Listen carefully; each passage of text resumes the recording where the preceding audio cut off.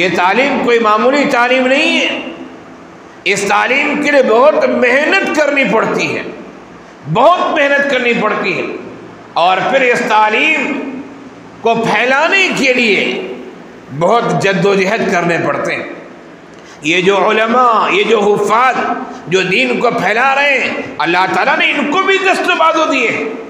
اگر یہ چاہیں تو یہ کام چھوڑ کر دوسرے کام کر لیں تو مدرسہ اور مسجد کے پیسے سے 10 گنا زیادہ کما سکتے ہیں، ان کی سالانہ آمدنی اس سے زیادہ ہو سکتی ہے۔ لیکن آخر کیا وجہ ہے کہ ایک نوجوان جس کو دست و بازو ہے، بہت کچھ کر سکتا ہے، لیکن اس کے باوجود وہ کہتے ہیں کہ نہیں، ہم 10 12 ہزار 15 ہزار میں ہم قرآن ہی پڑھائیں گے، حفظ ہی پڑھائیں گے۔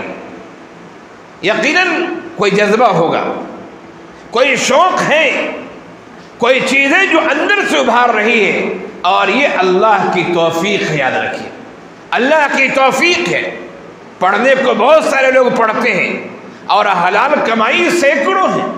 ہم بھی مدرسے کی تعلیم کو چھوڑ کر کہیں کمائیں گے، حلال ہے، جائز ہے، کوئی شک نہیں، لیکن یہ فضیلت تو نہیں مل سکتی ہے۔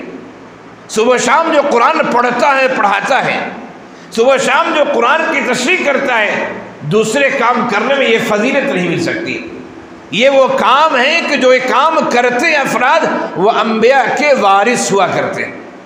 حدیث میں فرمایا، اللہ کے رسول صلی اللہ علیہ وسلم کا ارشاد گرامی ہے، العلماء ورثۃ الانبیاء، علماء انبیاء کے وارثین ہیں۔